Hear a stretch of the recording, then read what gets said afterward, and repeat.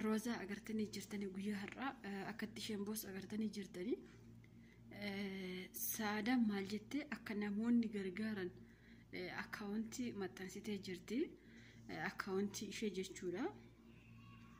Hundi keessan asumarraan akka gargaartan maaliif haa gargaarru namoonni baay'een haa gargaarru suuqii takka haa bannuu fi waa takka haa goonuu fi jechaa turtanii koomentii jalatti illee mucaan tokko fa biyya alaa soo geessine jettee koomentii barreessitee turte biyya alaa fa haa deemtu jettanii bakka yaada hedduu kaasuu turtanii har'a garuu akkaawuntii isaanii akkaawuntii ishee maxxansitee jirti akka gargaaramtu illee dubbattee jirti.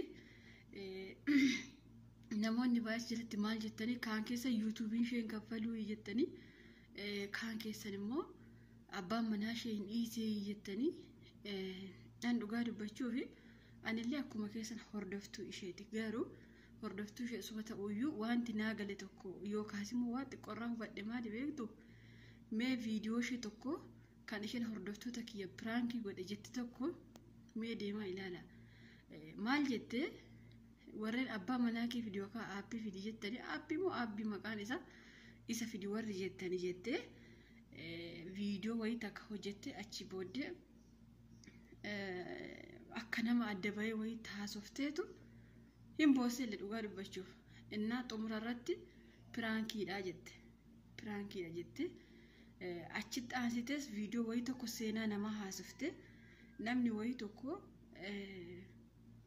haadha manaa sattalkannee guyyaa hinaafaa sababii hinaafirraatiin kan ka'e isheen amma baduuf jirti jette achumarraa illee badde Roozaan hin turre ji'an geenye kan Roozaan badde dhugaa dubbachuuf maal siniin jechuu barbaada beektanii gaafachuun hin barbaachisu gaafachuu yookaas immoo waa'ee abbaa manaa isheerraa haasa'uun hin barbaachisu amma ani akka yaada kiyyaatti ijoolleen baay'een keessan WhatsApp irraatiin guruupiin ammoo haa gargaaramtu bakka koomentii baay'eetu jira si jala dhugaadha osoo gargaaramte anatti illee natti tola isaan amma garuu sa'aadaan maal jechuu jirti biyyaa baanaa gara Liibiyaa maal jetti Liibiyaan sun bakka itti ijoollee keenya reeban na fakkaata achi miti achi na fakkaata Liibiyaan suni Liibiyaa deemnaa jette sa'aadaan garuu kaameraa cufee jira jette Roozaan hin deemna gara Liibiyaa sanaa deemnaa ani Liibiyaa kana dhugaa dubbachuuf Facebook irratti yeroo baay'ee argaa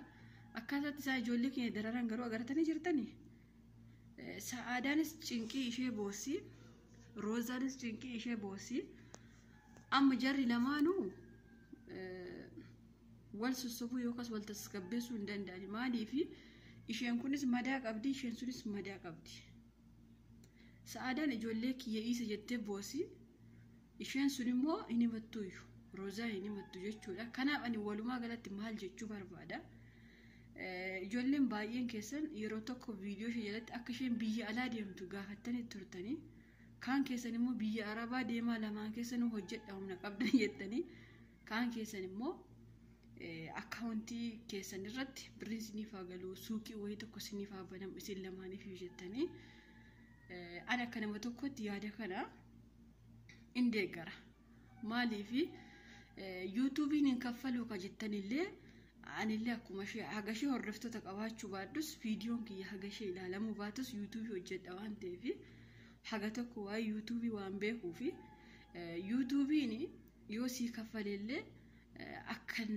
sanaa yookaas waa guddaa wayii tokko sii banuu yookaas suuqii wayii tokko sii banuu osoo hin taane bakka waama itti hin jiraamiire ittuma jiraattu yookaas immoo uffata yoo rakkatte nyaata yoo rakkatte akkasumas suuqii wayii takka akka isin amma jettan kanatti waan banuuf natti hin fakkaatu jechuudha haa ta'uuti yaadni keessa yaada gaariidha garuu ani akka yaada kiyyaatti yaada keessan fashaleessuu osoo hin taane amma ijoollee baay'een WhatsApp irratti guruupii ijaaraa warri yuutuubii qabda illee warra as jira rabbiif jedhaati guruupii ijaaraa itti mucayyoon tokko koomentii ishee dubbisee jira laakiin sana nama ibbaaf wayii ta'ee jiran ishee yaadni ishee dhugaadha ani Roozaa kana dhugaa dubbachuu fi kallattii hundaaniyyuu ishee deeggara dhugaa rabbi otoo suuqii wayii takka banamee yookaas immoo mana nyaataa tokko banattee bakka osuma tasgabbooftee teesseeyyuu waa gaarii tokko garuu Roza rakkoo ishee himattu. Rakkoo ishee maal akka taate himattu. Ani maaliif akka ta'e hin beeku. Duras immoo himtee jirti Rozaan akka rakkoo kiyya namatti as bahee hin himadhu. Wanti fe'ee haa jiraatu malee rakkoo kiyya hin himadhu jettee turte. Haa ta'uyyuu malee rakkoo ofii himachuun dirqama. Jechuun rakkoo kee wanta feete miidiyaa kanarratti baastee dubbachuu baattullee haga tokko waan si cinqisan.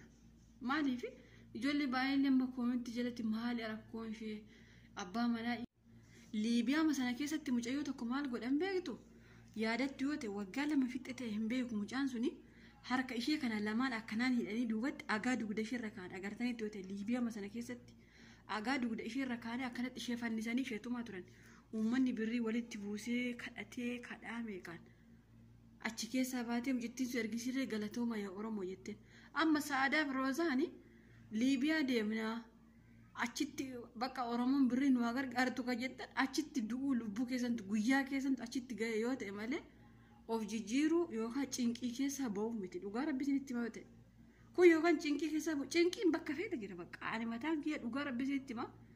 Bakka viidiyoo kiyya hojjetadha riyaa kiyya faana haasa'a yeroo butadha malee cinqii keessa jira dhugaa Rabbi. Ilmi namaa kamuu cinqama bakka azama biyya kee keessaa baatee Liibiyaa deemte. Mee ijoollee Liibiyaa jirtu mee ilaala TikTok irraa Facebook irraa akkatti isaan garamamaa jira. Akkatti garamamuu barbaaddani? Dhugaa Rabbi. Bakka ijoolleen namni sin gargaaree diiyaasporaa meeqa jira Oromoon bakka Sa'aadaa Roozaan ikkoo hordoftoota hedduu waan qabduufi bakka achirraa ilaalanii gargaaruu danda'u hin gargaarra bakka dhugaa Rabbi achumatti gargaarre waa tokko banaa fi bakka achumatti. Malee gara Liibiyaa deemnaa addunyaa kana bakka cinqii Itoophiyaa kana keessaa boqonnaa. Sa'aadaan ijoollee kiyya abi abbaa manaa kiyya abi cinqii kana keessa obbaafadha.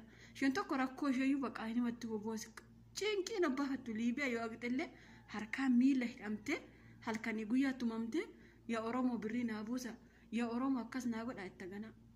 Kana mannaa immoo biyyuma kee keessa teessee achumatti Oromoon si haa gargaaru dhugaa Rabbi. Indee akkamitti fayyaa hin qabdani Liibiyaa kan yaaddaniyyuu. Maattu sammuu kee keessa ofa Sa'aadaa Liibiyaan kun. Dhugaa Rabbi. Akkamumatti Liibiyaan kun sammuu keessan keessatti seef ta'ame. Liibiyaa kana dhaquu kee manna as karaa Yemenii as seentanii bishaan ciisin nyaachuu wayya akka yaada kiyyaatti dhugaa Rabbi sitti ma Liibiyaa sana dhaquu manna. Liibiyaa sana dhaqanii azabamuu manna bishaan nama nyaachuu wayya bishaan karaa Yemenii kana dhugaa Rabbi. Bakka baay'ina biyya keessan keessa biyyuma keessan keessa ta'a bakka. Achumatti sin gargaaraa suuqii waa tokko banattu achumatti jiraadha yuutuubii keessan hojjetadha. Bakka yaaduma kee Sa'aadaa yaaduma kee keessa hin gashiin bakka. Yoo tokko ba'u tokko hin boo'ina. Amma fakkeenyaaf Sa'aadaa illee cinqii keessa jirti. Roozaan cinqii keessa jirti. Bakka dagadhaa cinqii kana bakka wal gorsa. Addunyaan kamuu ilmi namaa kamuu gammadee jiraachaa jiru. Dhugaa Rabbi isinitti nama hundaa dhiqatee dibatee deemee bareedu kan gammachuu jiraata jettu miti. Halkanii guyyaa imimmaansaa akkana gochaa dafqasaa akkana gochaa ibsii hundi nama addunyaa kanarra gubachaa jiraata. Dhugaa Rabbi isin bichaa miti hunda keenya gubachaa jiraata. Kanaafuu gara Liibiyaa akkas jettanii deemina yoo uma lubbuu keessan abuu barbaaddeetu ta'e idoon naan galu dhugaa Rabbi hin maraatina biyyuma keessan keessa ta'a bakka achumatti waa tokko isinii banama hojii waa tokko hojjetattu bakka warri immoo Roozaa gargaaruu barbaadan akkaawuntii ishee viidiyoo ishee keessatti wanti gootee jirti Sa'aadaanii achirraa fudhattanii gargaaruu dandeessu. Warreen guruuppii ijaaraa jettanis guruuppiinis ijaaramee fi gargaaramuu ni danda'ama. Kanaafuu gara Liibiyaa abadan hin yaadina. Wal tasgabbeessuu qabdani malee akkanumatti anuu biyya kana jibbeera been biyya kana keessaa baana anuu biyya kana hin barbaanne been biyya kana keessaa baana akkasitti deemtanii Oromoon nu gargaarti beena biyya kana keessaa baana akkatti yoo jettanii fakkeenyaaf akka aarii gootanii gaafa biyyaa baatanii an dhugaa Rabbi isinitti hima jechuun Oromoon si gargaartullee hamma kanatti reebamtee biyyi suni baqa Liibiyaan sun ganaa si tumanii baqa an dhaqee kana si mammadeessanii ijoollee reebamaa turte nagartanii. Isin ko amma nama guddaadha Roozaa illee dubartii guddoodha gorsan barbaaddan dhugaa Rabbi isinitti himuuf yoo ta'e tokkoffaa mana Quraanaa geessa Sa'aadaamti kun osoo gabbooftee mana Quraanaa geessiste akka amantaa isheetti itti qaraasiste gaariidha. Maaliif bakka wanti intala kana boosisu rakkina caalaayyuu waa seexana wayii yookaan xonqolaa natti fakkaata dhugaa Rabbi. Kanaaf akka amantaa isheetti faga achi geessitee itti qaraasistee bakka waama tokko achitti banattee taa'uu ishee wayya malee anuu aariin qaba kootu biyya kana keessaa baana jette gaafa wal jajjabeessitanii Itoophiyaa keessaa baatan sheem abiddatti wal oofa jirtan dhugaa rabbi abidda isa kana hin jennetti wal oofu jirtan dhugaa rabbi Sa'aadaan waan akkasii of keessaa balleessin jechuu barbaada. Maaliif Liibiyaa deemnaa Oromoon nu gargaartu akkas ofuma keessa isitti deemtanii mataa isin jarri mataa isinirraa luqqaaftee isin tumtee waan adda addaa isinirratti hojjettee isin gadhiifti malee otuma Oromoon birrii isinii buusellee fayyaa keessan hin baatan.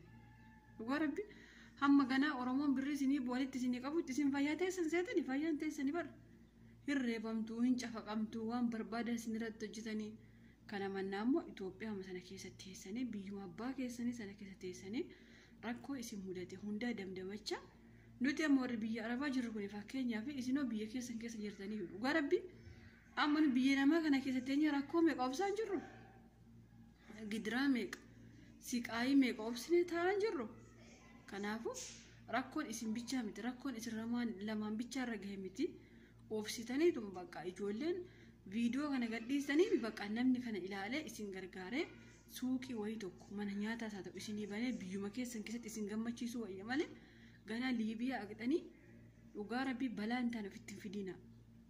Liibiyaa masana ijiinumaa yuun dubbatiin afaan keessanii dhugaa rabbi uummata Liibiyaa aquu keessan manna ani gara Yemenii sana deemuu keessan sinii wayya dhugaa rabbi isinitti mayote gara Yemenii yoo deemte beeki bishaan masana si nyaata yookaas immoo gara Suudii kana roosanu jettu arami xiidiitiin si oofti malee rakkoo akkasiin jiru ka Liibiyaa sana inuma abjuutiin yoo akkasiin agarreen dhugaa rabbi isinitti mainde Liibiyaan sun akka isheen nama gootu agarree bakka bitta Liibiyaa deemna fayyaan qabdanni dhugaa rabbi fayyaan qabdanni addunyaa kanarra ilma namaa isa kam gammadee jiraatu agartanii bakka galata rabbii alhamdulillah jedha waan si mudate hunda galata rabbii Oromoof biraa qabdanii miidiyaa qabdanii bakka biyyuma keessan keessa teessanii of gammachiisuu dandeessanii jechuudha malee gara Liibiyaa kana hinumaan dubbatina an akka kiyyatti hin balaaleffadha dhugaa rabbi isinitti maal Liibiyaa sana waan ijoolleen taate ija kiyyaan Facebook irratti waan argee fi